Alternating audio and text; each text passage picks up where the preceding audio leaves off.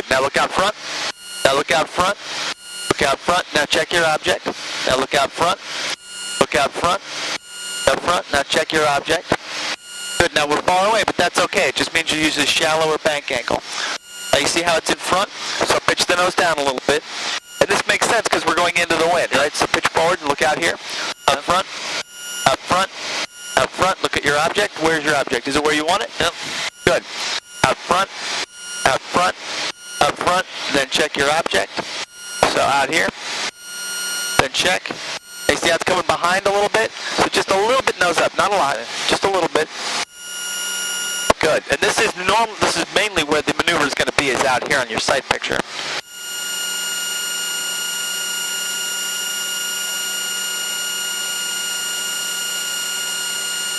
Oh, this is great.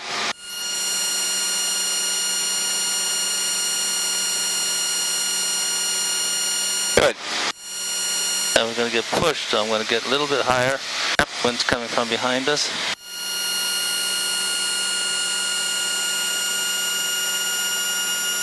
Oh, this looks awesome.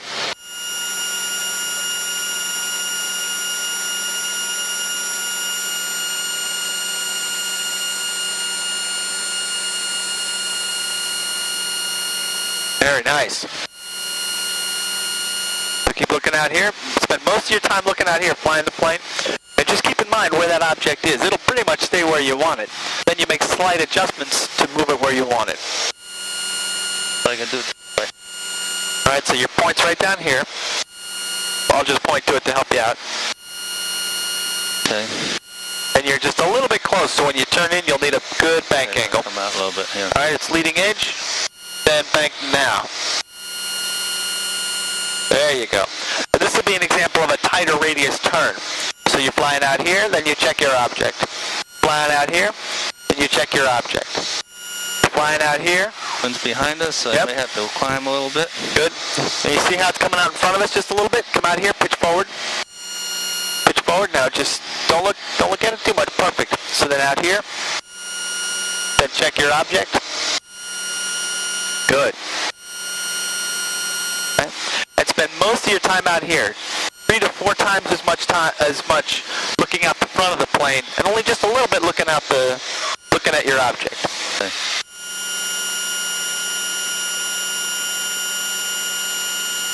Down a little bit, we're going into the wind. Good. So you're just going to keep turning. And we'll do one more circuit around this other object. And that was really good. That was really good. Alright, I'm going to bring it around this way now. You're going to show this video to all your commercial buddies. Okay, the wind's coming a little bit from my left. You see the So smoke out there. Go into it. Yep.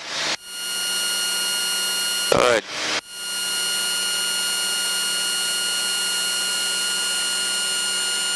Now the other one was kind of a tight turn, right? Yes. This one's a little shallower. You can ease that up by not turning so far this direction. So if you have your point here and your point here, instead of turning this way and then turning, you can kind of cross more. Okay. Right? So when you turn out of that previous point, you can turn to give yourself the distance you want from your object. But this is really good. You're out here flying, and then when you check your object, and you're out there anticipating, and don't be afraid to cheat and use the ground speed. Okay. Don't be afraid to cheat. I think Doug Stewart will actually like that. Right, so you can see like the ground speed's going up. Right. Good. But yeah, the ground speed's going down, which is kind of what you want, right?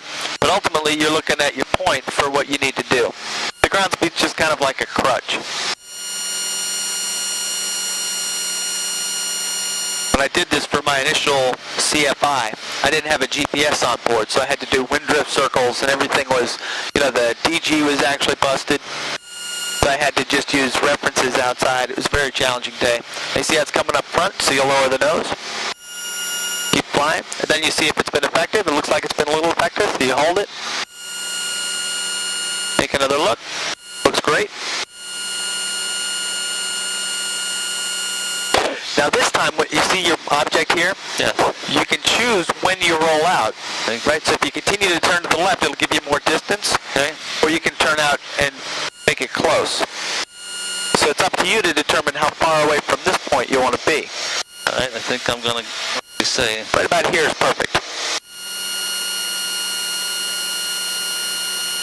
Right, and you see the object?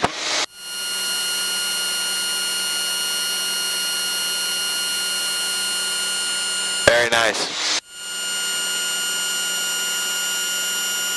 start to climb a little bit, get a little tailwind. Yep. Right, your ground speed here was the highest. It was 118. Good. And don't forget to keep flying the plane out here mainly.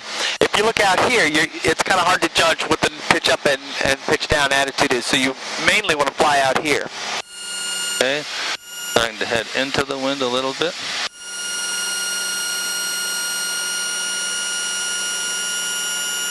As people get more proficient with this maneuver, I let them look at the pylon 5 times. The whole maneuver, each pylon 5 times. And by the time they get to that point, you're doing it pretty much as well as you're doing it now. This is great.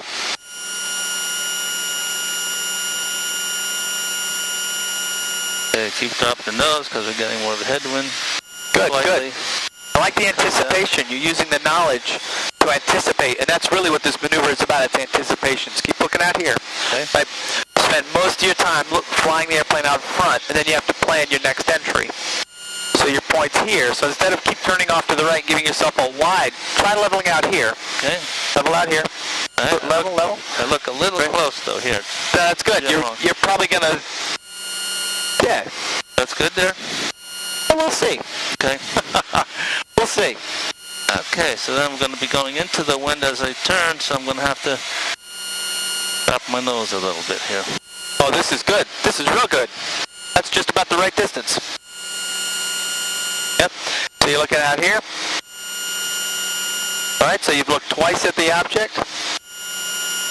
We'll keep a count. We'll see how often you look at it. There's 3. All right, there's 4. Doing really good. I like how you're dividing your attention between the 2. Now it's starting to get a little bit of a tailwind. A little bit. Not yet. So bring it back, bring the nose up slightly. Give it a chance to respond. Yep. And don't be afraid to bank just a little bit more, Okay. right, as you come downwind. Okay.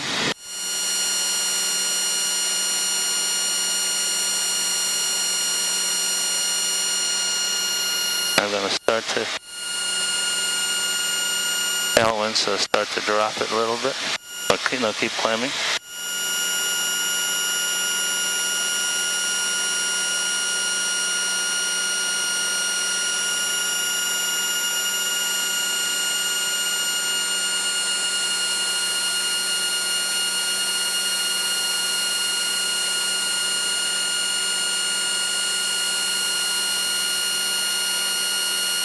Headwind, drop the nose a little bit.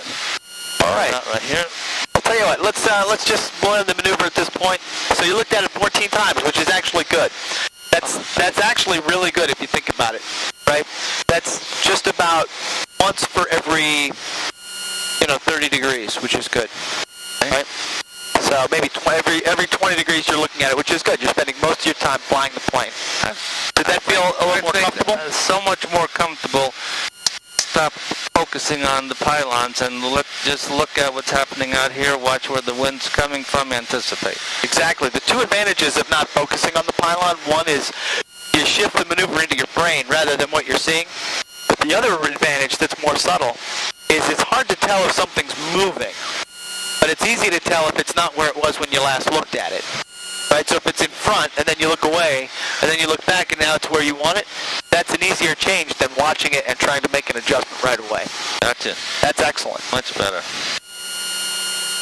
Well, I think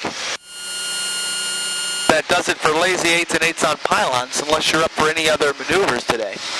Well, actually, that's good because I can come out now. Now that I understand the explanation on both of these things, I practice them both.